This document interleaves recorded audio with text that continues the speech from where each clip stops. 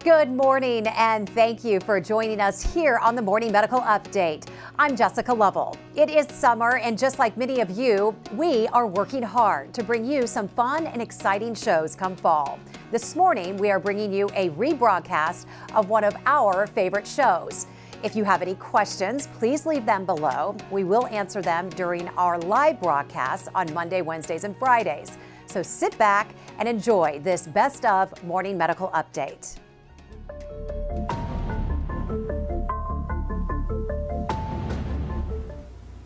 Hey, good morning. This is Dr. Steve Stites, Chief Medical Officer here at the University of Kansas Health System, broadcasting live with you from the Dall Simons Family Studio. Happy to be back with you on this beautiful Wednesday morning. Today, we're going to be talking about all things COVID. You know, this Open Mics with Dr. Stites is supposed to be a little different program. We were supposed to be diving into other kind of topics like cool advances in Alzheimer's disease or in cancer care therapy and the frontier of medicine, but we've had to stay focused on COVID because obviously that is the thing that is weighing on us heavily.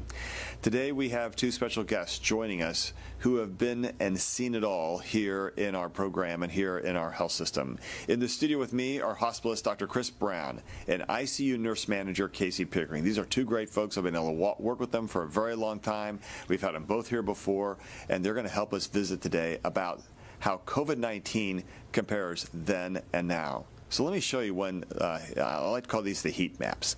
Here's a heat map. If you look at the first one, this was on July 30th, and this is in the New York Times. You can follow it every day. And the purple sections represent those areas of the country at the highest risk because of the spread of the Delta variant, that is, the rate of community spread, plus the amount of vaccination. So public health way of looking at where are we at the greatest risk in the country. And this was on July the 30th. And if you'd gone back to June, this would have been focused in just around Springfield, Missouri. But on July 30th, all of a sudden you can see it growing in the south central part of the United States, in the southeast, and in a hot spot out west. Now, let's look what it was 2 days ago. Holy cow, look at the purple now. Look at how fast in a 2.5-week period that Delta variant, plus the low rate of vaccination and the lack of social distancing and masking, have brought so much of this country to its knees, especially in terms of ICU care, because folks are really sick. Here's a couple other statistics we know. We know that the average age of those who are not vaccinated in our hospital, it's 53. We know the average age of those patients here with COVID-19 who are vaccinated is 67. Not only is this much more a pandemic now, especially focused in the unvaccinated, but it's also two different pandemics. Because those who are vaccinated have one set of risks, and those who are unvaccinated and hold the most risk have a different set of risks. We're going to talk a little bit about that today. We're also going to talk about how in the midst of this dual pandemic right now, those who are vaccinated, what happens to them, and those who are unvaccinated, about how much more risk you have when you're unvaccinated, and the importance of trying to make sure you take care of yourself and your family. Last week, actually Monday, I was on this program. My sister called me from California and said, "You seem really angry. You seemed more frustrated." One of the colleagues with who I worked with, one of the nurses and some of the other docs have stopped me and said, "You know, that was a different tone. You're usually, kind of positive, upbeat. I'm a Trekkie, and we look for good news. But you just seemed a little darker." And I think there is frustration. I think there is frustration here because, and I said it on Monday, I'll say it again, we are all tired of COVID. But you go look in our nursing staff's eyes, especially on the COVID units, and you're going to see much more than just you're tired of COVID. You're going to see exhaustion. You see a little bit of anger, a little bit of despair, and just a whole lot of, oh my God, what's happening now? And that's because as a nation, we have failed to address this crisis in the way we should, and it is costing people their lives. We're going to start that conversation with Chris and with Casey in just a moment. Hawkeye's dropping his kids off, so we're going to get our count in just a few seconds. I think it's like a first day of school, so that's pretty important as a dad. And so we'll come back to Hawk in just a minute, but let's see if there are reporter questions out there. Hey, good morning. Cody Holyoke with Channel 9. Hey, Cody. Hey, I've got a question from one of our producers, actually. We're big on back-to-school coverage here, and they say with the first districts in Kansas back to school for a week now, more starting to go back. How long are you looking as far as a forecast and before we could tell whether or not the Delta variant is spreading in schools? And, what are your concerns now that Delta is by far causing the most infections? I think it's something like 99% of infections now in the U.S. 98, 99 in the U.S., and we know that from wastewater testing. I think we're going to know about schools. It'll take about, I'm going to back up a little bit. We used to say with the original variant and the alpha variant, or the original strain and the alpha variant, that it would take 4 to 6 weeks to really see what the event was and how that rippled through. And the reason it takes a little longer is because first of all, the incubation time was longer. It was like 7 to 12 days. And even after you're transmitted, it could incubate for that long. And then, each person would spread it to 2 people. The Delta variant is different. The incubation time is faster. You can often get sick in 1 to 2 days after you've been exposed, and one person may be infecting 5 to 8 people. So we see it happening faster than it did before. Having said that, still, it will take us a good 2 to 4 weeks to see the impact of schools. And what you have to recognize is that's the beginning of the impact, not the end of the impact. Because you think about it, if one kid infects 5 more kids and another kid infects another 5 kids, that can take a while to ripple through. It's not just going to happen, right away. So we'll start seeing upticks from school, I think, in probably 2 to 3 weeks. We'll start to see that impact, and then we'll start seeing an acceleration thereafter, and that acceleration could be exponential. So it's one of the reasons we pushed so hard in the last few weeks to get masks on in schools, because we know that's the best and most effective way at preventing that kind of rapid transmission. Gotcha. And, we've been following these briefings for a year and a half, and a year and a half ago, you've been right there. We were talking about kids in school, and there wasn't a lot of transmission. It seemed like in school, but did things change? And you touched on this a little bit, but did things change? Has the game changed now because of Delta? Yeah, it has changed. And so a couple things. So first of all, schools had done a really great job around dedensifying, and they had masking in place. And to the detriment of kids psychologically, and we got that. And kids were closed for a while, and then when they went back, they did hybrid. And then they not only were they hybrid, they were distanced within schools, and they were masked. So we know there are a lot of psychological ramifications for that, but in fairness, most of the kids were safe. Delta is different. Kids seem to be more resilient to the alpha strain, the Delta variant. We've heard a lot more children being sick. We've seen a lot of young adults coming into our hospital now, and we know that the average age is much younger, especially if you're not vaccinated. And we know that Children's Mercy has continually pushed out that, gosh, folks, you need a mask in schools. And I think they've been on the program recently and talked about the difference because, gosh, there were psychological issues. We do think kids should be back at school, but they have to be masked to stay safe. Because here's all of our fears. The Delta variant is more transmissible. It happens in a shorter period of time. It takes 2 to 4 minutes instead of 8 to 12 minutes of close contact, and one person can infect a lot more people. So what does that mean? That means that the potential for harm to kids in schools is much greater this year than last year, especially because A, most kids are still unvaccinated, B, schools are going to go back full throttle, C, there's not going to be the same degree of distancing, and whatever my next letter is, isn't that E? I don't remember where I was, but the next letter would tell us that it's the lack of masking that will really determine it. So what we're all saying is get as many of those kids vaccinated as you can, those 12 and above, and wear masks. Because otherwise, our fear is that schools will end up having to close again, and we think that's a really bad outcome. So what you have to weigh is that whether or not you're going to take masks off and be in school versus leave masks on and stay in school. And I think that's really the crux of the question, and I think you see that from public health experts around schools all around the country. And so you want kids back, you recognize that they need to be back, they need the social interaction, but they also have to be safe, and we got to keep society safe. And we think that that's the way we would balance those two things. Thank you. Other questions? This is Angie Borcono over at KCTV5. I have a question for you about emergency rooms. I know that you guys can't do diversions, but can you talk a little bit about high volume and what you're seeing in emergency rooms among all the hospitals? Yeah, so let's talk about, what was our census this morning, Chris? I think it was 889, I think. Yeah, 889. So that's a whole lot of people, guys. We're packed, and what happens is that you really technically can't go on diversions. You can try to close for ambulances, but as soon as a couple of hospitals close, and everybody has to be back open again, and then what happens is ambulances arrive.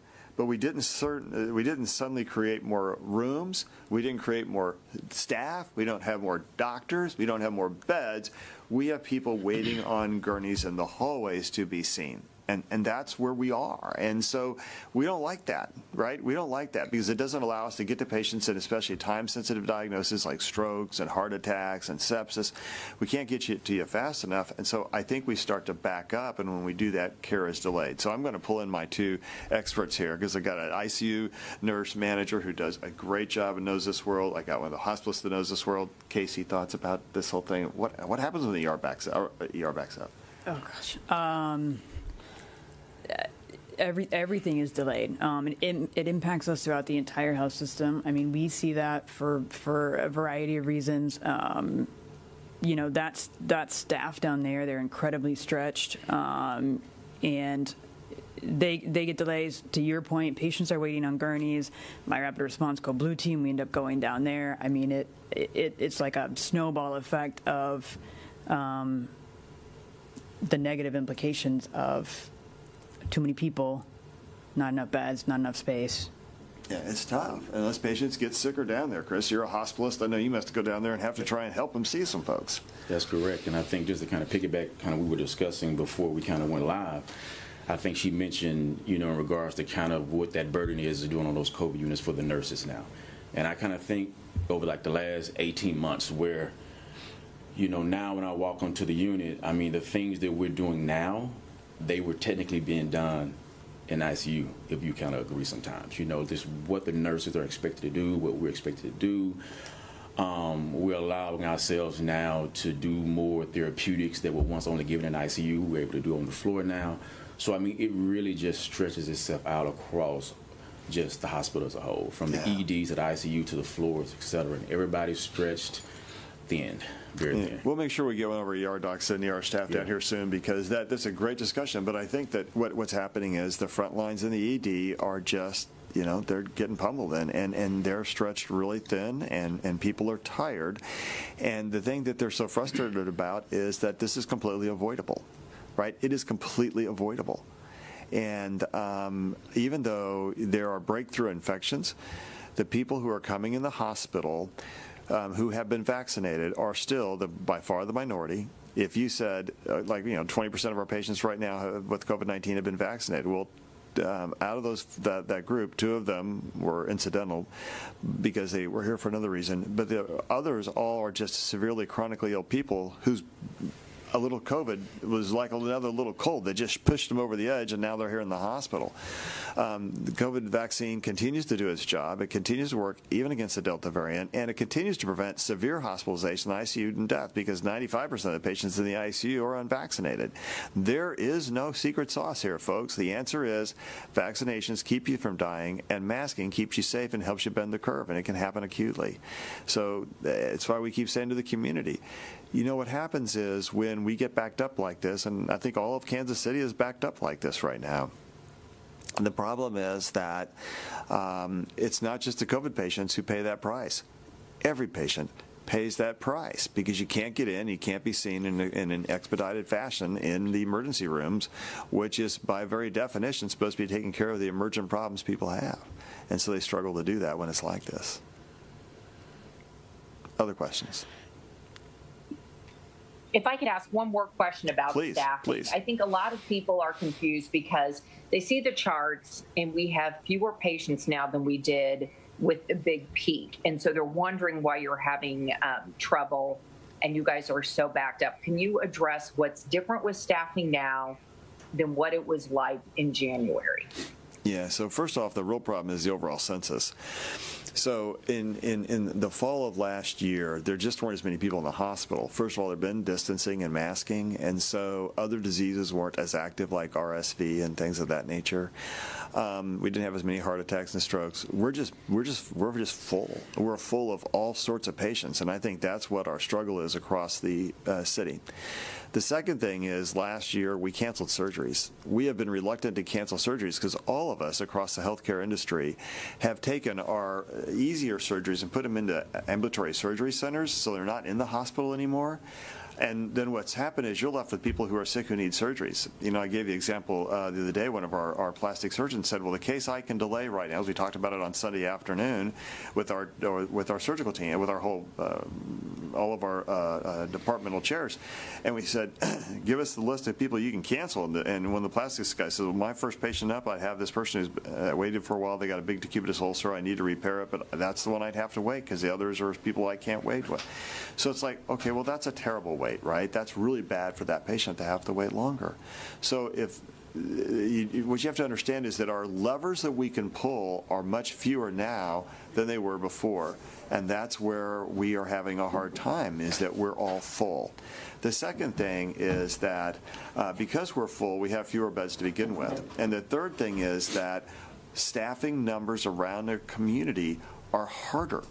And it's harder because people are so burned out. Casey, you've seen that in the nursing staff that you deal with them in the ICU. Yeah, every day. So it's so frustrating when people don't quite understand the full implications of what this added, and they say, oh, it's only 85 total patients, so you're a huge hospital. That can't be that big of an impact. And to his point, what Dr. Stites talked about with our overall census, but our staffing is so much more challenging right now than it was then, right? People are burning out at different rates right now. People that thought they could kind of see it through with our November, December peak, and I say people, I'm talking predominantly about nursing staff, but I know it's throughout, but you know, they thought, you know, we're in it, and then there was this vaccine, there was this glimmer of hope. They thought there was a light at the end of the tunnel. Turns out that light was a train. And now they're just being pushed to the point that they're like, I thought the end was in sight, and now it feels like the end is not in sight. And the impacts that it has on their life and their well-being here and outside of the health system is too much, that they can't do it anymore. And I think that, remember, in March we were down to 2 acute patients. And Hawkeye, you've made it. How are your kids? Yeah, they're good. My daughter's first day of 7th grade orientation. So. Awesome. All right. It's good. That's an important place to go be for that, so thank you. So how are our numbers today? Yeah, well, Hayes has gone up a little bit. They have 14 active infections now and 1 recovery, so they've gone up, you know, quite a bit in the last 24 hours. We here at the hospital, again, some technical problems, so we are only able to present our active infections. We have 54 active infections, 16 in the ICU and 10 on the ventilator. 11 of those active infections are vaccinated. And we should say we did have Amanda Cackler help us with some numbers yesterday. I gave those numbers. You did. Yes, sir. So I think that's pretty impressive, and I'm sure you already commented on that. Yeah, 23% are have been vaccinated, but again, different age. Their average age is 67 compared to the 54 or 53 of those who are unvaccinated. So as I said, it's almost 2 different pandemics right now. That's exactly what it is. We just have to recognize that. And the people who are most at risk and the ones who are dying are the ones who are unvaccinated. Mm-hmm. So I think one of the struggles for the ICU team too is that you're seeing younger people who are on the ventilators for longer periods of time, and that just takes an emotional toll because you know it doesn't have to be this way.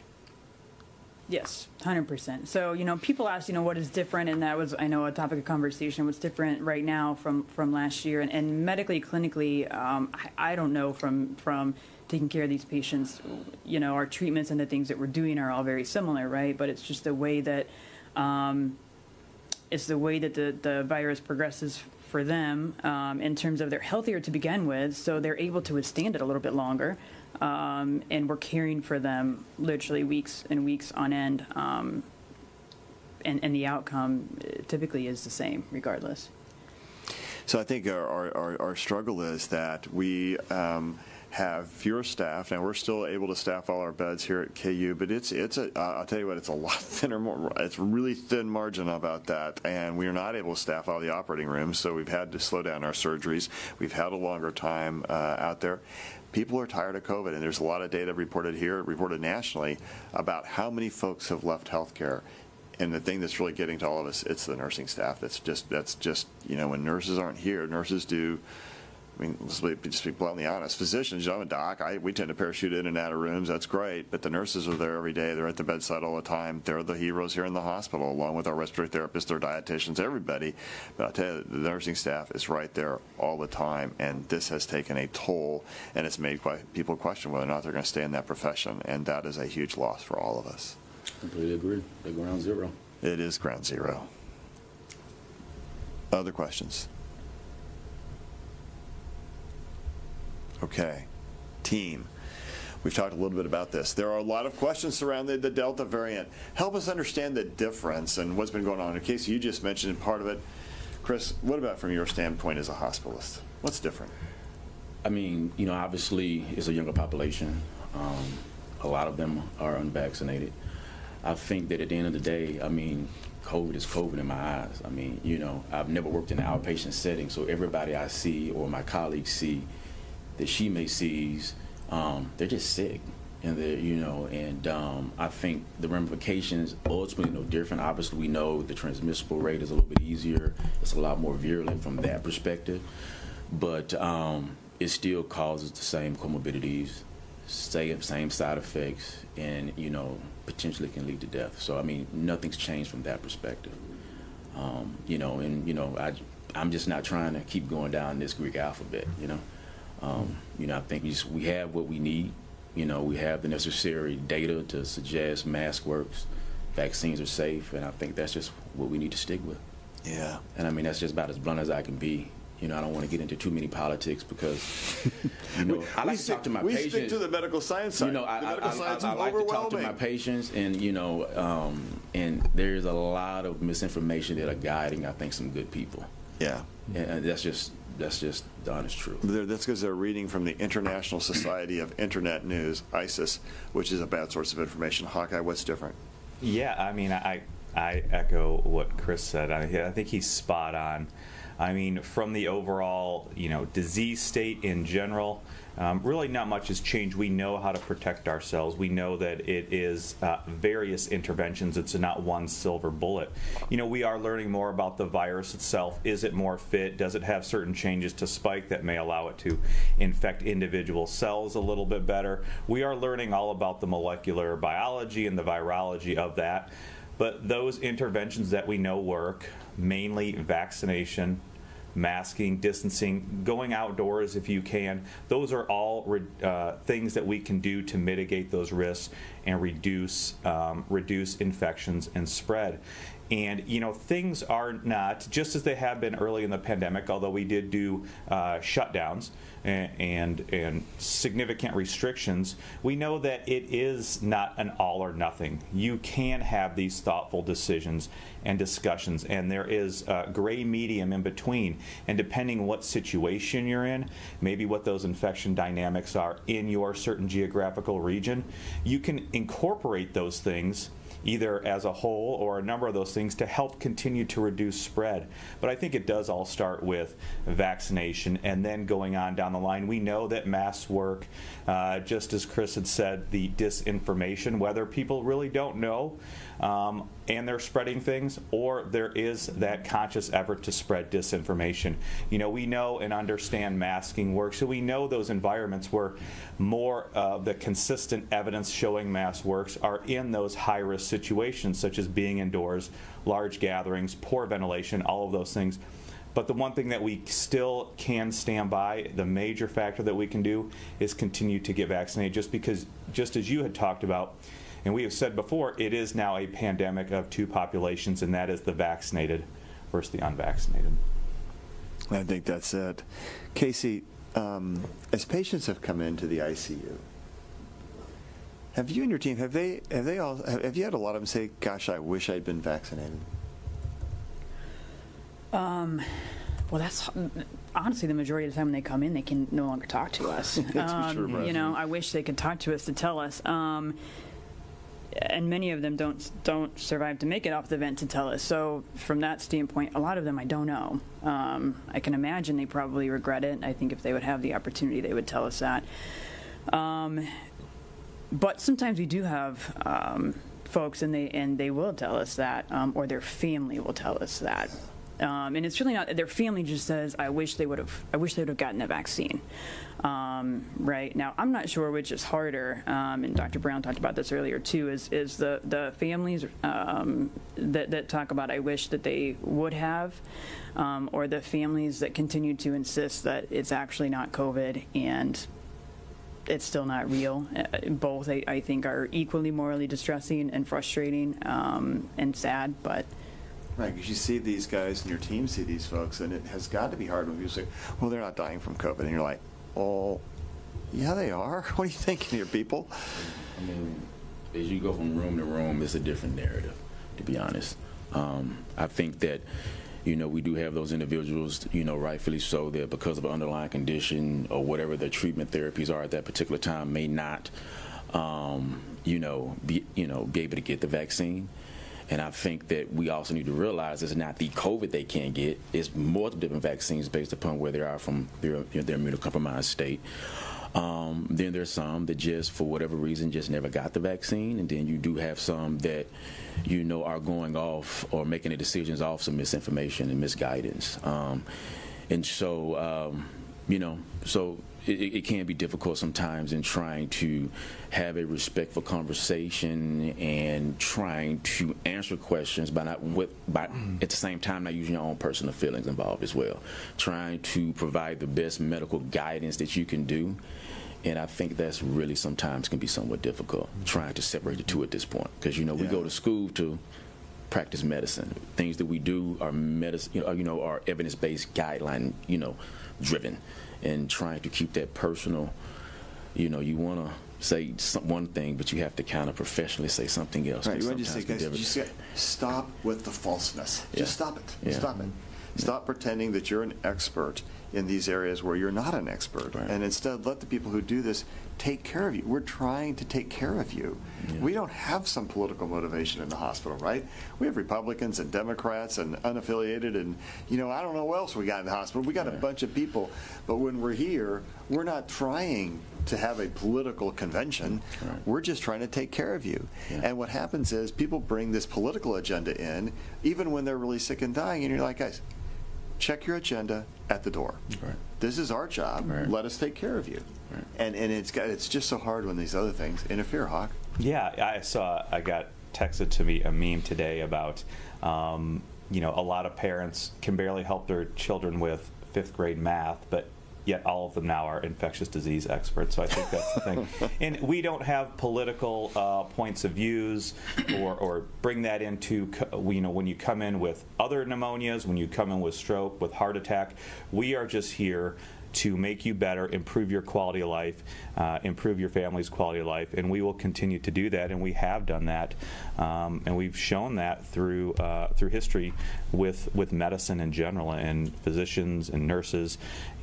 We've heard Casey's stories. We know it happens every day on the floor, so we are just here to try and get you better, improve your quality of life, but we also will continue to give you that message of a lot of this stuff can be avoided with the preventive measures that we are talking about, most notably vaccination, masking, distancing, and those types of things. That's so important. Okay, so last questions. Case, how is your work family? How have they handled this pandemic? What are they doing to maintain their sanity? Well, our work family is getting smaller, sadly, but that's our thing. We're hurting, and my team is incredible, and we've been doing this kind of off and on, but we have to talk about the 61 staff that have been doing it day on end, the 62 staff, and you look and you talk to them, and it's an entirely different type of exhaustion. It's a different type of tired. It's a different type of weary. I think to my point of what I was saying earlier, just about how there was hope, and then it was just like, part of that hope for the vaccine was also our hope in humanity, really, about like, we thought the world was behind all of us, like they kind of were at the beginning, and everybody's going to do this, and we're going to get through it, and now it feels like so many people are almost against us. that it's hard to continue to bring your heart to this work every day when it feels like, I mean, the odds are just stacked against us, and it doesn't feel like there's an end in sight. So, I mean, it's hard. Well said. It is hard. Chris, how about for you? I just echo her on that one. I mean, I think, obviously they're truly first line. I'm able to sit right here and communicate with y'all because I have that first line on 62 right now, right? But I think for me, again, I got a bunch of good friends when we go back to the office, and I can kind of decompress. My wife is in the field, who's a nurse. So therefore, I mean, so we can kind of, I have various ways I can decompress, and so for me, I think, it's not, and I can decompress to him sometimes, so I have plenty of people I can kind of decompress, and I've kind of built a family within, from a physician standpoint as well as from a nursing standpoint, so we can all just kind of see those struggles and kind of bounce some things off each other and kind of go from there and try to, get all of the, the anger or aggravation out, and then when you're able to present and take care of your patients, you're a professional, if that makes sense. Yeah. Hawk, what do you do to decompress? I get outside, walking, running. I think that helps. Certainly talking with my colleagues here, whether it's in the infectious disease division, whether it's talking with Chris. It's doing those types of things. Continuing to enjoy what I can, being with my children, spending time with them. I think that helps a lot. Yeah. I think that's right. I mean, it's that exercise thing, and being with your hold your loved ones really close, and exercise and do things, try and get a little rest and sleep, and try not to turn to a lot of bad habits to get through it. But I think the thing that would give our teams the most hope is if folks would just do the things we know that keeps them safe, and it's why the overwhelming majority of patients in our hospital are unvaccinated. It's why the people in the ICU who are on ventilators are 95% unvaccinated. It's why we keep trying to preach this every single day.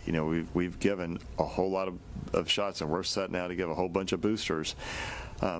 People are not dying from the vaccine, folks. They're just not, but they are dying of COVID-19, and they're really going to die of that COVID-19 when it's caused by the Delta variant. Let's see if there are questions out there, Jess. There are, and I'm going to start with a few that revolve around kids and school, if I may. First of all, Heather wants to know if kids should be double masking. Good question. I think masking's hard enough. I don't know about double masking, Hawk, especially around kids. Yeah, I would say there's really no guidance to support that. We know double masking, the main reason why, again, I think it was based off of one study. The CDC changed their guidance a little bit, and really what they pointed out was it was for the fit. So I think if you can get a good fitting mask, whether that's a surgical mask that does fit them appropriately so that it reduces the amount of open space around the openings of those masks, or a well-fitting cotton mask, I really think that's going to be sufficient at this point in time. Yeah. Okay, Rebecca says, with breakthroughs happening and kids' cases on the rise, how cautious do you need to be around vaccinated family? I'm making people test before seeing us. She says, I read a story about a group of vaccinated families that went on a vacation, and the majority of the kids ended up with COVID. That is a great question. Yeah. There is no absolutely right answer to this question. I think that it's all about what is your level of risk tolerance and how healthy are the other adults in your group. If you are a younger group or your adults are pretty healthy, then even if they get COVID-19, they're not going to really struggle as long as they have been vaccinated. So I think you can feel pretty confident. I think if you are around some older adults who they're 8 months from their last shot and they have a lot of other health conditions like transplant or kidney failure, et cetera, I think you're going to have to be a little bit more careful. And in that situation, testing may make sense, wearing a mask, trying to be distanced, et cetera, the same things we would have done when we were all living in our bubbles. If we can bring back our bubble talk, then I think you can still stay safe. And we know that we can keep people safe, and we know that even folks in nursing homes, by and large, who are getting COVID-19 now are not coming into the hospital because they've been vaccinated.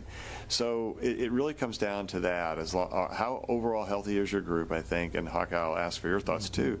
How overall healthy is everybody? How long has it been since they've been vaccinated? And you know, how do people behave when they're not inside that bubble? Yeah, I think that's the real point there. You know, we know the vaccinations continue to provide excellent efficacy for those that are vaccinated against hospitalization, severe disease, and death. Now, there are those patients who have underlying diseases that may predispose them to those other issues. But I think the good thing, even about that Provincetown, that MMWR report out of Massachusetts, you know, majority of those were vaccinated, but they were not really ill. There were very few hospitalizations, very few deaths. So I think in general, this does kind of harken back to a year ago, just like you were talking about, understanding the individual risks of those people involved with that family. And the main reason is because those children 12 and under really can't be vaccinated yet. So I think that's important to understand, and also understanding that children can get it. We have seen a higher proportion of children having to go to the hospital, and we also know that children can spread it as well. So I think understanding the individual risk of that situation and what your family is very important moving forward. Scott has a good question, and I'm glad he brought it up because I heard it on the news this morning and I thought, what? So he says, what are your thoughts that a local school board is now allowing parents to sign a form to medically exempt their children from wearing a mask at school without seeing an actual medical professional or a psychological professional? Mm-hmm. Well, that's not a medical exemption then, right? That's just not. By definition, that's a parental exemption. And what the school board is really saying is that if a parent doesn't want their kids to wear a mask, they can sign a form that says they don't have to wear a mask. But let's be clear, that is not a medical exemption. And I think that's the first thing I'd say. The second thing I'd say is, you know, we're all safe when we keep each other safe. At the end of the day, that's something we have said right from the very beginning of this program in March of 2020. We work together to keep each other safe. It says, we the people of the United States of America, not I the one. And it says, we the people, and it goes on to talk, promote the general welfare, provide for the common defense, secure the blessings of liberty on ourselves and our posterity. And I think the message to that, to me, in this fight against COVID-19, is that we have to work to keep each other safe. And if we can use arbitrary reasons for saying, my child doesn't need to be part of that, then okay. But be ready to bear the risks and the consequences of that, because there are, to borrow from Barb Barker's old show, there are truth and there are consequences. Mm-hmm. There are truths and there are consequences for our decisions. And the reality is that not having children masked will spread COVID-19, especially with the Delta variant, Hawk. Yeah. I mean, I think this continues to be just something that we have continued to see throughout the pandemic. It's a myopia of certain populations, of certain groups, for one reason or another. It is a continued centric thought on that individual. We know that there are medical exemptions for people in general, whether that's pediatrics or adults, who can't wear masks, but those are very few. You know, unfortunately, there probably are physicians who will write that exemption, even though it doesn't really qualify. But again, I think it just continues to be going back to the point of everybody is now a public health and infectious disease expert. But we know we have very good data, consistent data, showing that children do not suffer from wearing masks, that children wear masks better.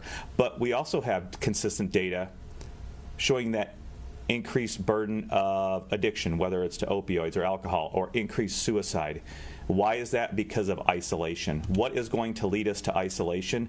It is going to be stopping school, quarantining for 14 days because 8,000 students are out of school, like we have seen happen in Florida. That is going to lead to significant health consequences. Wearing a mask for 6 or 7 hours a day, probably not even straight through, because if you can go outside and be at recess, you don't need a mask. That will keep kids in school. That won't cause medical problems, but really keeping them home, isolated, inability to do in-person learning, that is what is going to lead to the true problems. Jess, we can't hear you. Okay, so I've got a question for Casey and Chris. Amy wants to know, what can I do to help nursing and medical staff? How can I help? I'm already vaccinated, so I've done that. But what else could I do to help out, just as a regular person? Case, what do you think? What can a regular person do to help us? We're all regular people, by the way. We're humans first and foremost. Great job doing your part with getting the vaccine and masking. You know, I would challenge people. A lot of people know at least somebody, right, in their life who maybe doesn't understand the science, is pushing back, is hesitant, right? I would encourage and challenge people to lean into those uncomfortable conversations. You know, one of my favorite quotes talks about, you know, one person can make a difference and everyone should try. And like, what kind of impact could you have if every individual person had a hard conversation to get one more person vaccinated? Right, and it kind of trickles from there. So honestly, I think that's the most helpful thing you do, is encourage and educate and lean into the hard conversations and see what happens. I completely agree. I mean, I think the hardest conversations sometimes are the conversations that are sometimes trying to reveal truth and to demystify things. And I just think that one thing we've learned over the last 18 months is that COVID loves dissension, divisiveness, and separation, and it can continue to persist. So I think that, you know, thanks again for getting the vaccine, but I think it's just one step at a time. If you can just reach out to one person and that person can continue to reach out, and it can just kind of propagate, and then we can kind of pick up vaccination rates, we can continue to mask, et cetera, because everybody is tired of wearing a mask. Nobody likes wearing a mask. You know, I think for us, because we're trained that we wear masks for certain things pre-COVID, it's not as hard. But I promise you I don't want to wear a mask outside of work, to be honest, but I still do. So I think it just requires you having to have those hard conversations, sometimes being the outcast by wearing a mask when nobody else is wearing a mask. And so those are some of the things you have to kind of do. You have to be a leader. You have to do the things that you speak, and therefore, hopefully all it takes is one person to see that, and then they can continue to do and propagate your work. Yeah, I think what you just said, I love that. COVID loves dissension, and what else did you say? I don't even know. Divisiveness. Yeah, I mean, that's really good, you know, because COVID does, and COVID shows its love by spreading and getting people sick. Yeah. That's how COVID shows love. Yeah. And so COVID loves dissension, divisiveness, falsehoods, because that just allows it just feeds off of it, and there it goes, and it takes off. Well done. Larry wants to know, as we get closer to those colder temperatures, do air purifiers help inside as much as open windows? Do they help at all? Yeah, I think the answer inside is that you have to have a mask on, and the problem with all those things is that the reason being outside works is because air particles that you breathe out are dispersed within the air currents, and there's so many air currents outside. You know, the heat's rising up off the ground, the wind's blowing, you're moving. I mean, there's so many things that are happening when you're outside with the dynamic, and you can watch the dispersion just take place when you go outside. Think about it. When you go outside and it's really cold and you take a deep breath, you blow out, and you watch that cold breath, you just watch where it goes, right? Remember that? I mean, you could do it on yourself. When you're sitting inside, if we were in that cold freezer like Hawkeye and I were about a year ago, and we went in that freezer and we were just breathing and the air wasn't moving in the freezer, then the cold breath just sits there, and you can watch the particles just sit there. And when they sit there, that means I can breathe in the other person's particles much easier. So all these things, opening up a window, if it's creating more air currents, running a fan, all those things can be helpful, but inside is just harder.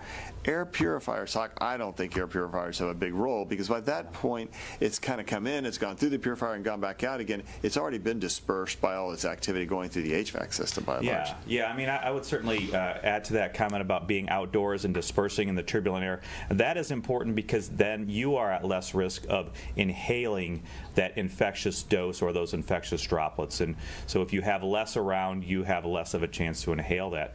But I certainly, do believe, I don't think anything has been shown, there's no data to to support the anything other than good ventilation.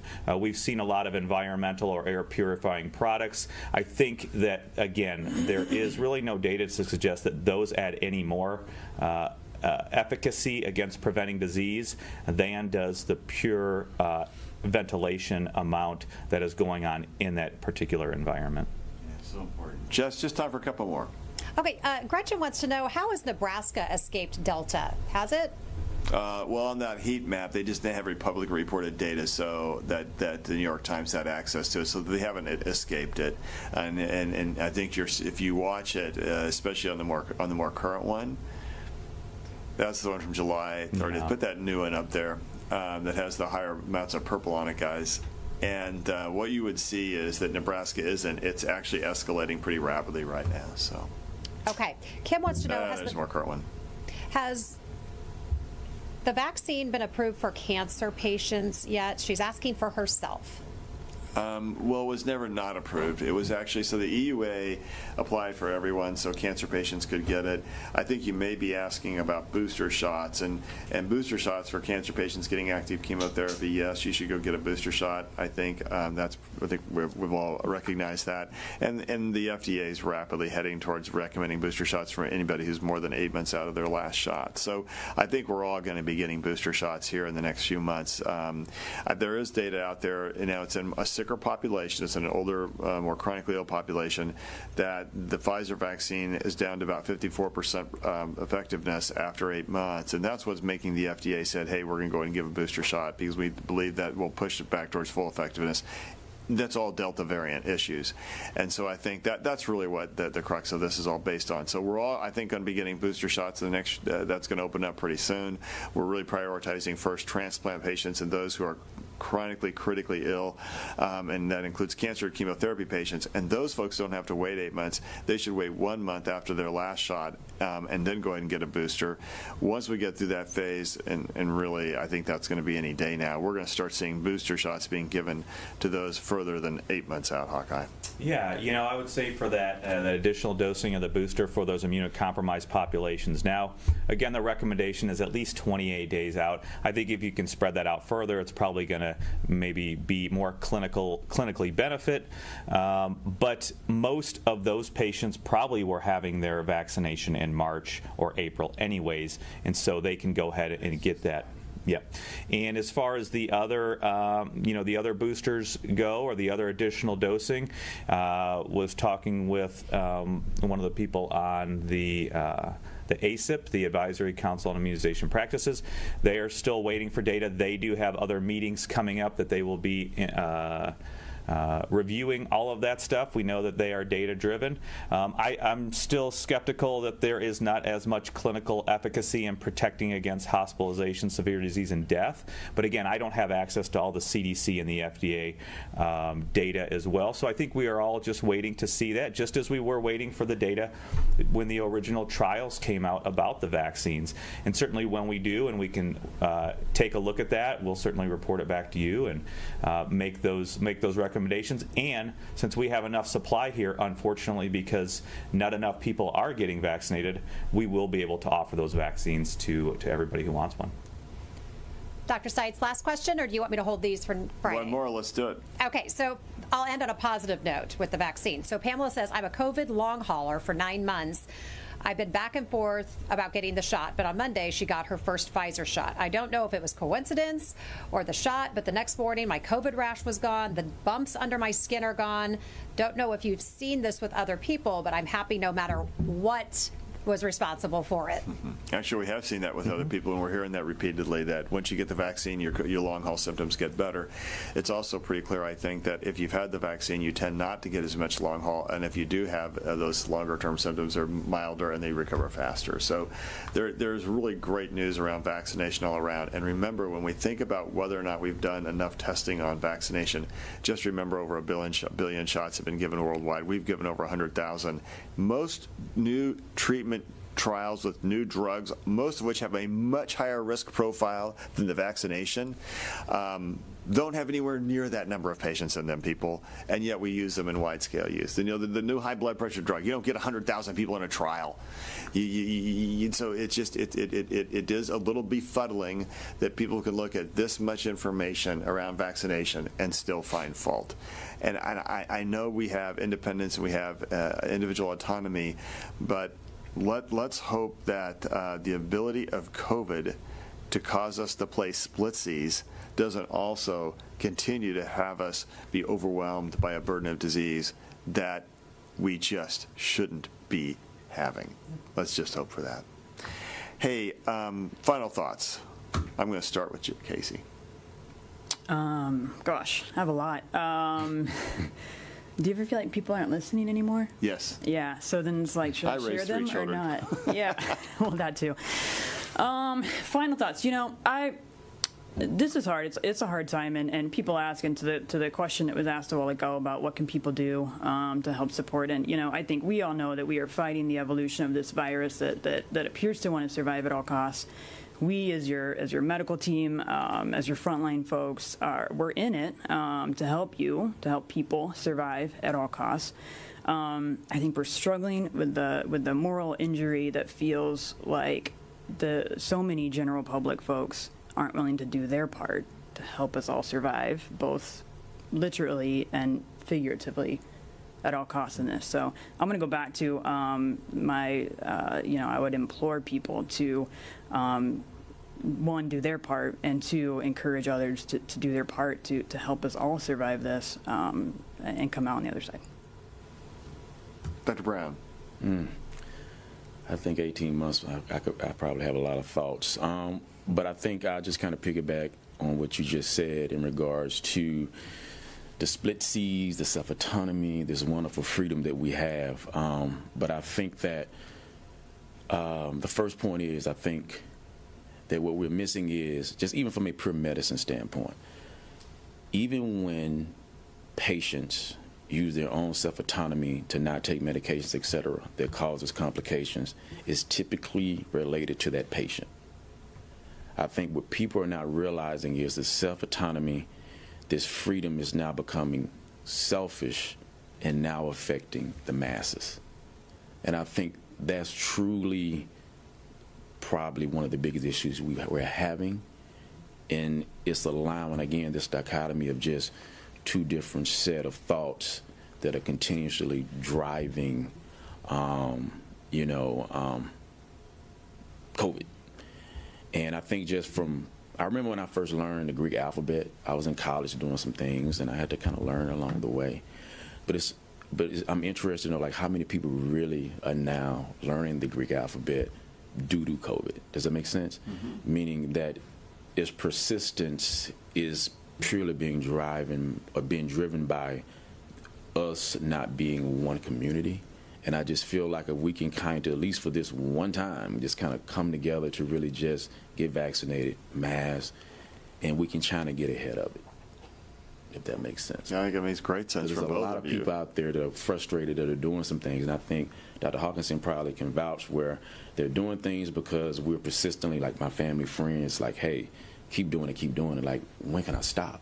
I didn't want to do this stuff in the first place, but I'm listening to you. But it's those others who are not doing it that are allowing it to continue to persist. And I think that's probably the point that I'm kind of trying to get to in what I'm seeing going from patient to patient, day in and day out, and dealing with COVID. Hawk? Yeah, I mean, it's definitely that divisiveness, and it's that divisiveness that has increased the surge, and it increased overall communities being overwhelmed and hospitals with their capacity being overwhelmed, but it has also increased that individual who would otherwise be healthy is now in those hospitals. We've especially seen right now those southern states, and Chris and I were just talking yesterday about that. So this division is affecting those individuals as well, and I think the best way that we can start to move out of this, because we would all hope to be able to move out of this, is to continue to promote vaccination and get people vaccinated as soon as possible. In addition to those other issues that we've talked about and those other interventions, masking, distancing, being outdoors, because it is not all or nothing. And if we can do those things thoughtfully, we will stop the individual spread in the communities. We will keep people healthy, and we'll be able to continue to do those things that we want to do, gathering at those events that we want to, or having those family parties that we want to. But it continues to be everybody, just as Dr. Brown said, those individuals, so they aren't affecting the rest of the community. So then and now. Then could be in the future as well as in the past. You know, one of the things I love about Star Trek is it's an optimistic view, and live long and prosper. My team just showed me the good Vulcan salute there. One of the things about the future is that when Captain Kirk's flying around that Starship Enterprise, they go back to the past. What do you think they'll say when they come back to see this era? From Hamilton, history has its eyes on you. What will the story be? What will be written about us and how we responded? How will people look back, your grandchildren and great-grandchildren, how will they look back upon this time, this generation, and how we were conducting ourselves during this, the greatest challenge we have faced as a world in generations? We're in the midst of the COVID wars, and how we respond and fight back against the COVID wars will be what tells our story. Tomorrow, Jessica is back with another morning medical update. Our good friend Dr. Mario Castro, Vice Chair of Clinical and Translational Research at the KU School of Medicine, joins us with the latest on COVID research to help fight the COVID wars, vaccines and therapies. But we want to leave you with a very special and powerful video from Casey. And Casey, I'm going to have you introduce this, because this is you a while back, then and now. How will history look at us, Casey? Yeah, that's a good question. Yeah, so this video is, back in April, I was asked to speak at the COVID ceremony, Remembrance and Healing, when we thought we were on the... We were healing. We thought we were healing. Was asked to kind of write some thoughts, and did it from the perspective of what we had been through, thinking that we were, you know, on the rise and coming back up. So my caveat to this video, which this team did an incredible job, but is just that it's changed. There definitely can and should be a part 2, I think, of what I wish I had known, it's just changed. I think we're all changed. What we wish we had known and what we've learned. We'll see you all tomorrow.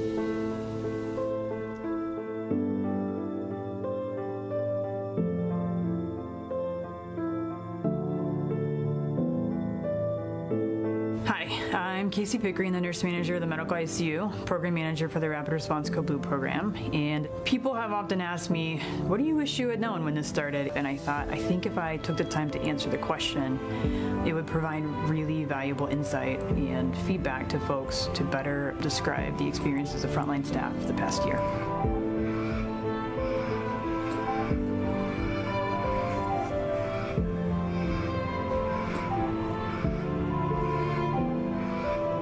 I wish I had known that on March 7th of 2020, with the admission of our very first COVID ICU patient, as a health system, it was the start of a journey that would inevitably challenge and change us all forever. And 11 days later, when we had to tell every individual visitor they would have to leave only to not return the next day, it was just the beginning of the gut-wrenching conversations that we would have. I wish I would have known that family members and friends would beg and plead for us to not let their loved one die alone, and we would go to extreme measures to keep each and every one of those promises. That these patients would be afraid, but in a much different way than we had ever encountered. That many of them, while hospitalized, were simultaneously watching their fate play out on TV, and it felt like a scene straight out of a movie. I wish I had known that for many, our voices were the last they heard, and we were the last to hear theirs. And all too similarly, it was our hands that would be the very last that they would hold. We would learn the hard way to stop promising patients that they were going to be okay, and we would start promising that we were going to take the absolute very best care of them.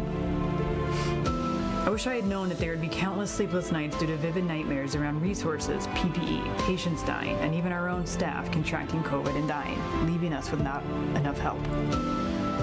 And that our PPE, while it protected us, it would leave us bruised and battered, and sometimes even bloody, but it would in fact always protect us.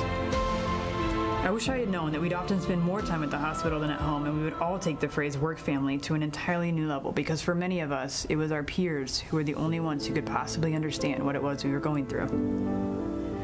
That we would become the integral link between patients and families during their most difficult days, which would be challenging, exhausting, and also incredibly rewarding.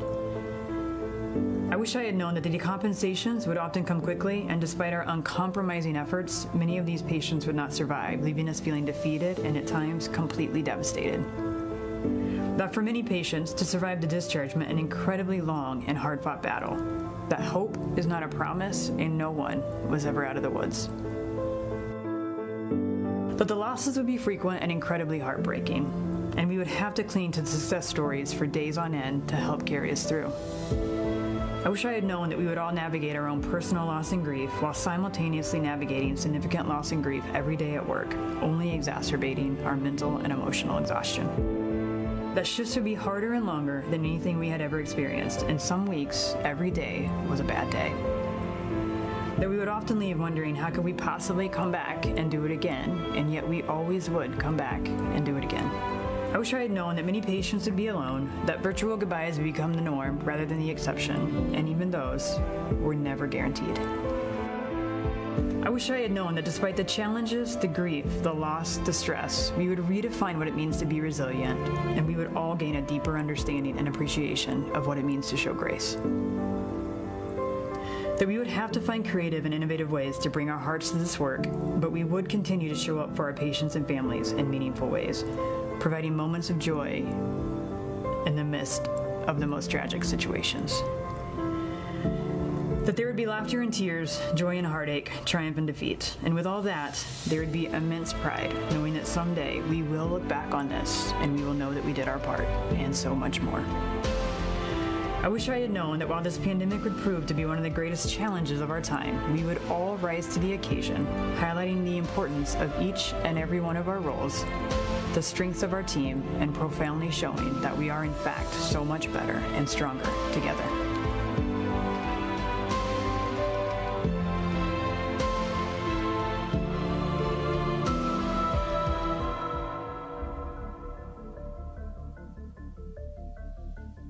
Subscribe to our morning medical update and open mics with Dr. Stites podcasts. Now everywhere podcasts are available.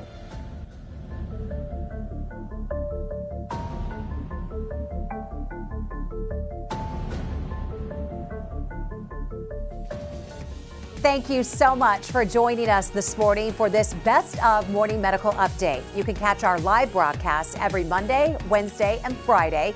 And don't forget, you can always email us at medicalnewsnetwork@kumc.edu or reach out to us on Facebook, Twitter, and YouTube.